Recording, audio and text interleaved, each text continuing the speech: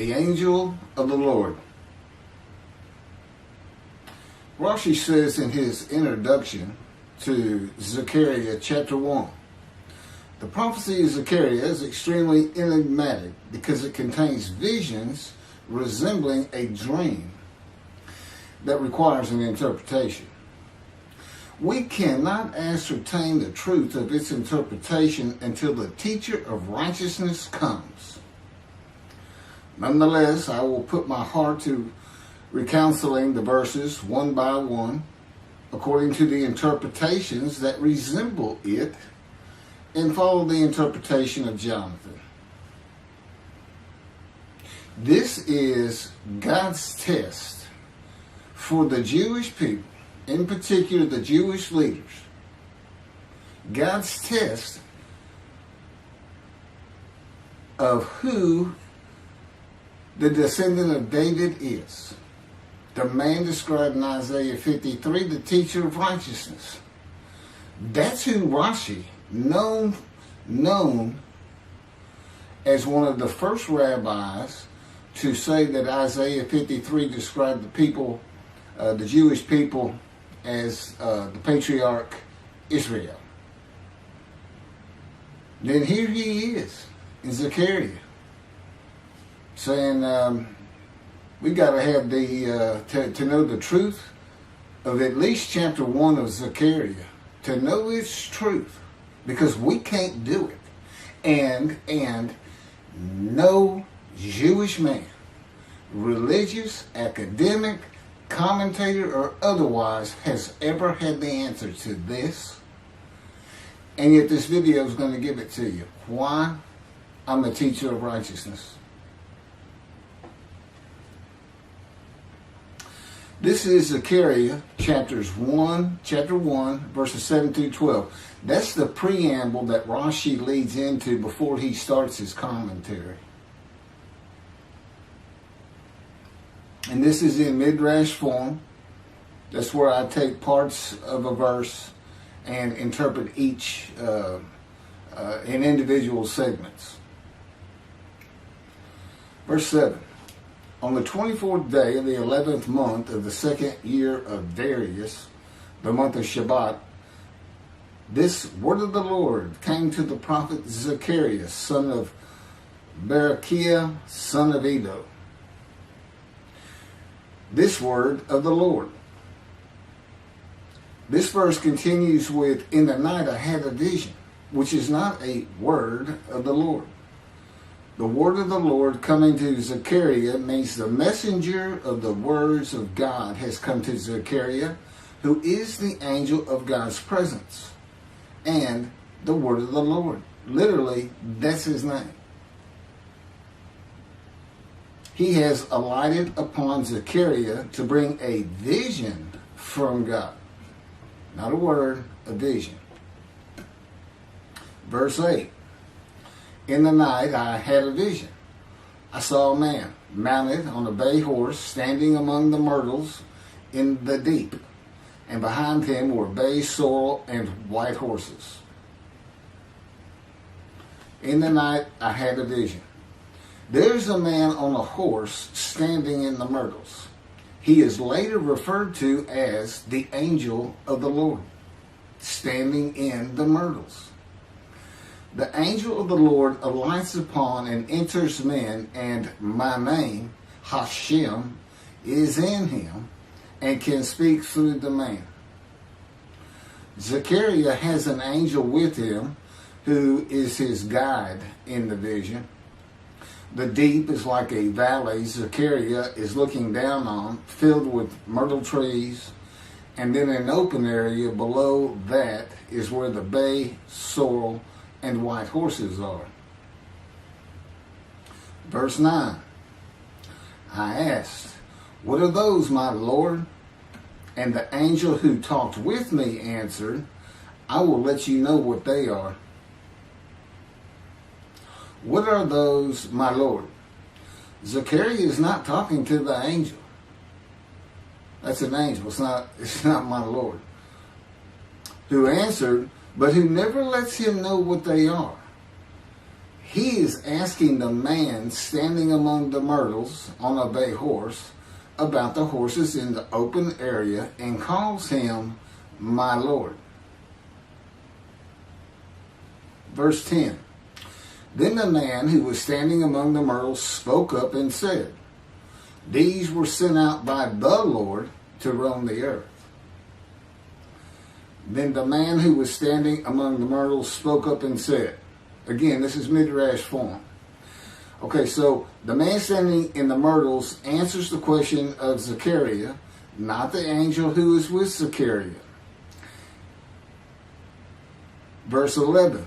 And in fact, they reported to the angel of the Lord, who was standing among the myrtles. We have roamed the earth and have found all the earth dwelling in tranquility. And it's just like a dream. We have horses talking. You know, there could have been birds. Anything that can go far and go a long ways out and then come back. In this case, for this story or for this dream that was given Zechariah, it's horses. And in fact, they reported to the angel of the Lord. They who reported are the horses who have gone to and fro throughout the earth, and they spoke the report to the angel of the Lord, who was standing among the myrtles. The angel of the Lord, who was standing among the myrtles, has alighted upon and entered the man standing amongst the myrtles. The angel of the Lord is using this man as his visible presence. You cannot see the angel of the Lord. Just as he once used a burning bush for his visible presence, and God spoke through him to Moses. Not just as his visible presence, he also used the man to say, these were sent out by the Lord to roam the earth. In other words, it sounded like the answer was coming from this man. But it's coming from the angel of the Lord, and God is in that angel, his presence. Because that's the angel of his presence. You can find that in Isaiah chapter 63. I don't recall the verse. I never see anything on the angel of his presence. Wherever God's presence is, the presence that enters the temple, I never hear any mention of the angel that has to be with him. Why? It's the angel of his presence, who is the angel of the Lord. Yeah, I believe, and I'm not certain about this, but I've heard it at least one or two times, and that is Christianity believes the angel of the Lord is Jesus Christ. Thereupon the angel of the Lord exclaimed, O Lord of hosts, how long will you withhold pardon from Jerusalem and the towns of Judah, which you placed under a curse 70 years ago? Thereupon the angel of the Lord exclaimed. Okay, so the angel of the Lord exclaimed through the man. Zechariah heard the words come from the man standing in the myrtles. It is the only way Zechariah could have heard the words. The angel of the Lord can only speak to the man he has alighted upon. Ezekiel describes this as, a spirit entered into me and set me upon my feet, and I heard what was being spoken to me. O Lord of hosts, how long will you withhold pardon from Jerusalem and the towns of Judah, which you placed under a curse 70 years ago? The following verses are from the book of Isaiah regarding this curse. Isaiah chapter 43, verse 2. So I profaned the holy princes. I abandoned Jacob to proscription and Israel to mockery. That, of course, is God speaking. The profaning of the holy princesses is God's prophecy of the banishment of King Jeconiah and all his offspring from ever ruling over Judah and Jerusalem again. The line of the kings of Judah ended. The line described king by king in the first book of the New Testament of Christianity. the line of Jesus. The abandonment and mockery are God's prophecy that the northern kingdom and the southern kingdom of the Israelites would be defeated and deported from the promised land. Isaiah witnessed the deportation of the northern kingdom, but the deportations of the southern kingdom were many years after his death. This is chapter 43, verses 5 through 7. Fear not, for I am with you. I will bring your folk from the east, will gather you out of the west. I will say to the north, give back, and to the south, do not withhold. Bring my sons from afar, and my daughters from the end of the earth. All who are linked to my name, who I have created, formed, and made for my glory.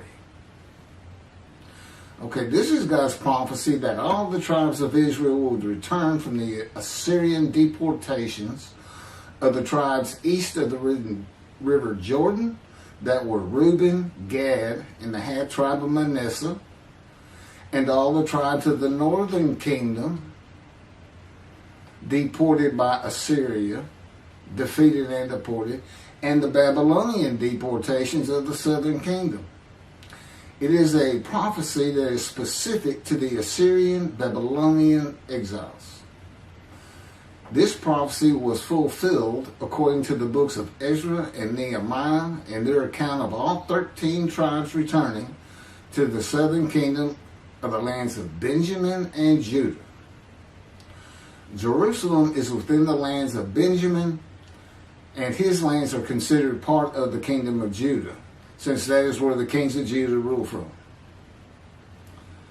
10 tribes being lost and not returning is a myth.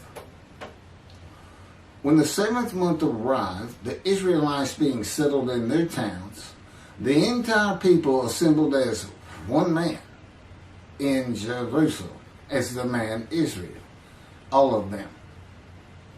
When the people Israel gather as one man, it is all 12 tribes who were allotted lots of the promised land, and the Levites, they did not receive a portion.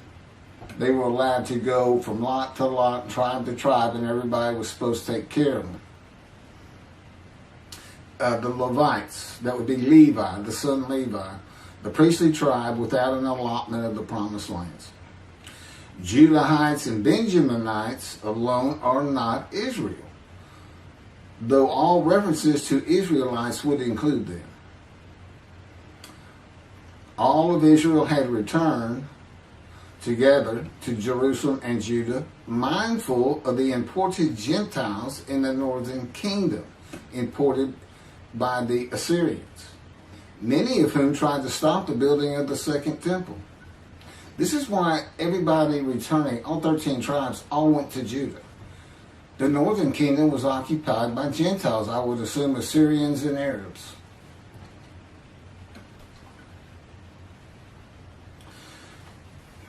This is 1 Chronicles chapter 9, verses 2 and 3. The first to settle in their towns on their property were Israelites, priests, Levites, and temple servants, while some of the Judahites and some of the Benjamites and some of the Ephraimites and Manassesites settled in Jerusalem. That would be Ephraim and Manasseh. Manasseh was such a large tribe, it had to be broken in. It was broken in two. Half of it set up, their allotment was east of the river Jordan by about where Edom would be. And well, that was the tribe of Gad. Not Edom, Gilead, where the Tishbite, Elijah, the Gentile, was an inhabitant. Ramoth Gilead. Manassites, Ephraimites, and Judahites were the tribes with the largest allotment of the lands of Abraham, and Jerusalem is in the lands of the Benjamites. Those are who just got mentioned. The 3 largest lot owners, okay, Benjamin, that's where Jerusalem is, he's important, and of course the priests, the Levites. So Ephraim and Manasseh were not lost tribes, as many believe from writings outside of the Bible. There never were lost tribes according to the Bible. Okay, so all 13 tribes returned and settled in new towns. The accounts of the deportations indicate there was not much left of the old towns. There is no account of how the new towns were settled, though it is unlikely it was based on prior ownership. The exile lasted too long for the deported owners to still be alive, and the tribes of the northern kingdom had to build new towns to live in.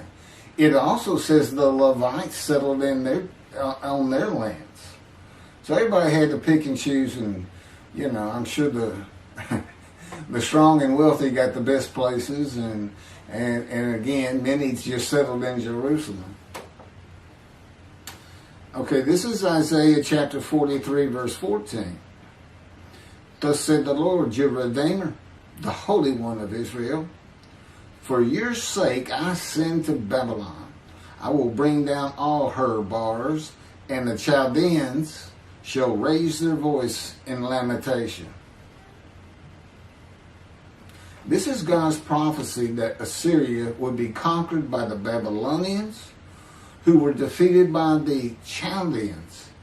But they actually go back and forth and actually became somewhat intermingled, Chaldeans and Babylonians. And that he would raise up the Gentile anointed king Cyrus of Persia to conquer them, to clear the way for all the tribes to return. That's how he cleared the way to the desert or made rivers for them. Basically, he got Cyrus to release them. Chapter 43, verse 25. And I never hear anything about this. It is I who, for my own sake, wipe your transgressions away and remember your sins no more. Okay, this is God doing, and he says this, something new. I'm going to do something new for the Israelites. This story repeats with the new covenant that includes sin forgiveness of the Jewish people that arise with Elijah and the angel of the covenant after the exiles of the Roman dispersal return to the land of Israel in a time to come. That's from Jeremiah chapter 31.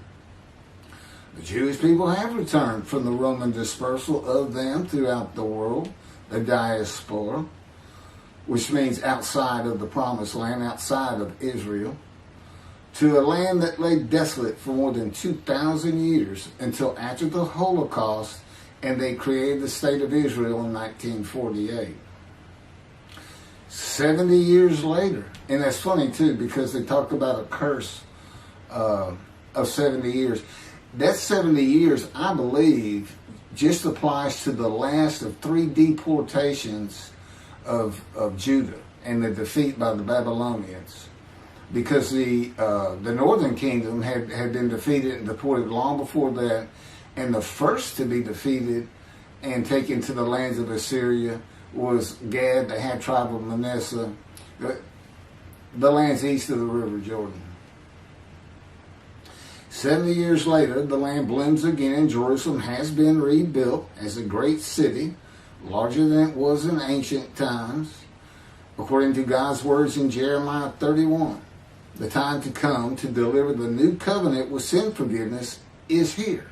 That's very important for the interpretation of at least chapter 1 of Zechariah. That means the angel of the covenant that you desire of Malachi 3 is on his way, followed by God and the messenger Elijah. And when God's third temple is built, he will return to it suddenly. This is the day of the Lord. That's Malachi chapter 3. Now, Zechariah is in Jerusalem, and the construction on the second temple is about to begin. Isaiah has written God's words of sin forgiveness, which would have removed the curse long before this, when they were returning, when the remnant of the 13 tribes was returning.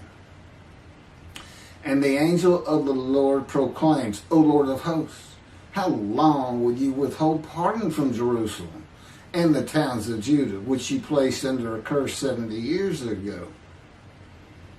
Okay, this vision of Zechariah and the words of the angel of the Lord through the man standing in the myrtles regarding the curse 70 years ago is to make Zechariah think and try to understand why the angel of the Lord would say this. From his perspective, the curse was lifted. He was back in Jerusalem with all the tribes preparing to build the second temple. The vision is for Zechariah to find out how and when the curse was lifted. And that's important today, because this is the day of the Lord. The new covenant is here, and every single Jew throughout the world is forgiven of their sins right now. And that message has been given to me to be delivered. And it's not getting out there. It's just not getting out there, and that's what happened here. Because if you read Ezra and Nehemiah, it's clear they had no idea that their slates had been claimed. And sitting and continue, once you know that God has just said, okay, I'm not going to remember any of that. Let's all start fresh. I'm here with the covenant of friendship. Let's everybody start being observant Jews. Okay? Which would include going to Yom Kippur. Having a slate clean does not mean you have a lifetime now of sin forgiveness. The books of Ezra and Nehemiah reveal, this is how God had me write it down. This is from the book, Isaiah 53, in the day of the Lord, that was dictated to me.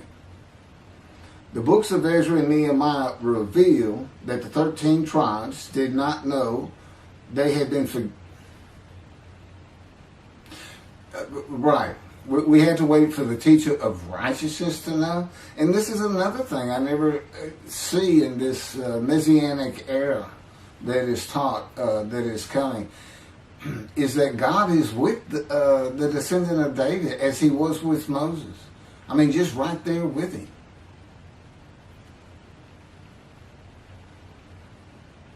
The books of Ezra and Nehemiah reveal that the 13 tribes did not know they had been forgiven of their sins to be a holy seed in the building of the second temple.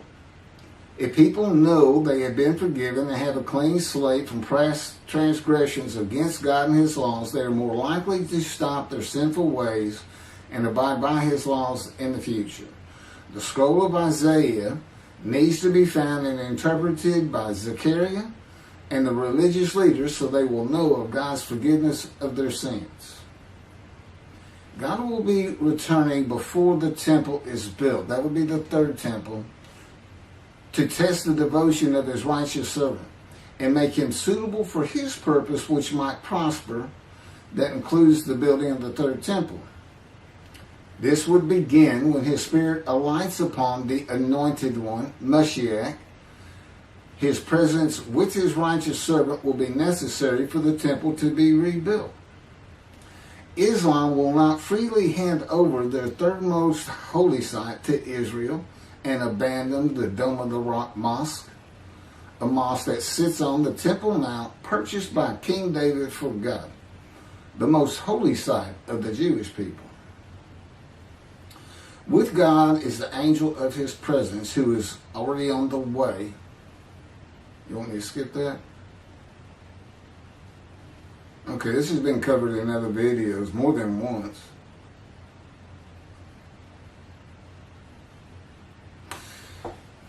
The prophet like Moses will have other similarity to Moses beyond writing God's words at his command and direction, as this was written. At God's command and direction, I typed those words. To the greatest degree possible for any human being, Moshe's identity and existence became one with the Creator. Now that's who you're looking for when you say the prophet like Moses. It's not Joshua. I've heard that one, which is, it says right there on that page, there's never been another prophet like Moses. Well, his attendant Joshua standing right there, if that's... Anyway. Moshe's identity and existence became one with the Creator. I don't think you can say that of Joshua. I don't think you can say that of any man until the Spirit of God alights upon him in chapter 11 of Isaiah. He surrendered himself to God to the extent that our sages say the Shekinah, divine presence, which is the angel of his presence, who is the Holy Spirit. He's an angel, and his body is not human form with wings.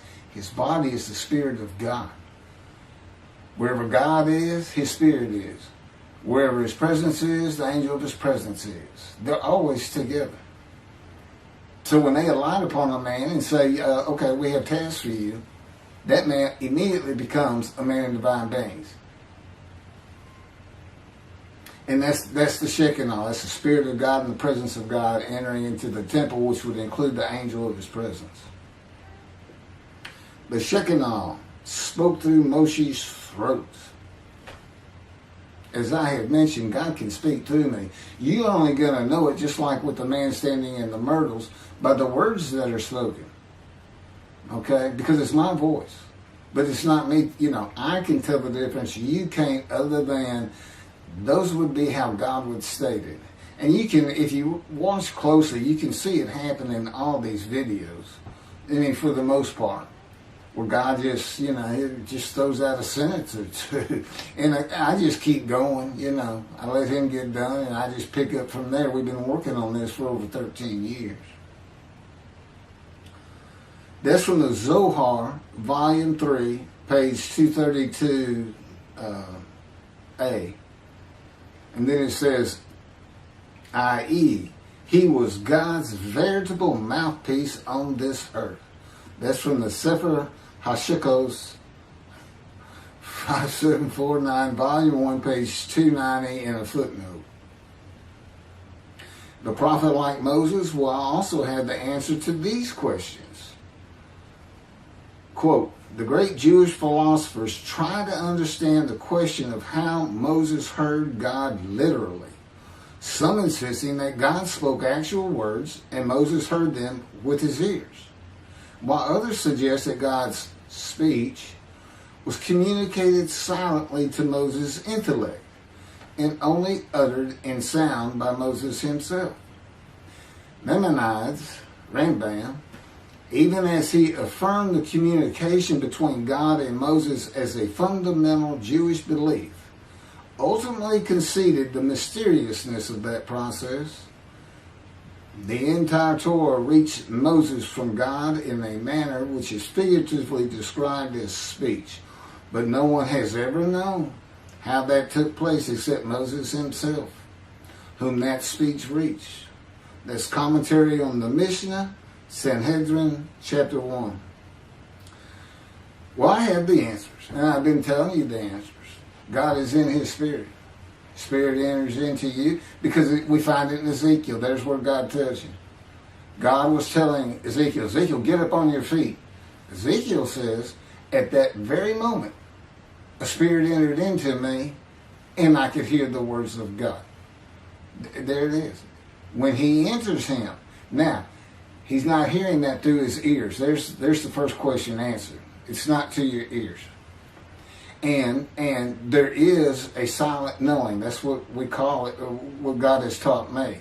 Now, generally, I just hear words as though they came in through my ears and they're in my mind, as though my eyes and my ears had perceived. But he can put just knowledge into my mind without uttering a word. And it's kind of can be pointed out easiest with when he comes to a man, and like he came to Samuel, and Samuel just says, here I am. It's as though before he speaks to you, and this is what happened with me, he put in a knowledge in my mind that the God of creation was about to speak to me. And so when he did speak, it was as though he had always been there speaking to me. Not unlike how Adam would have felt. But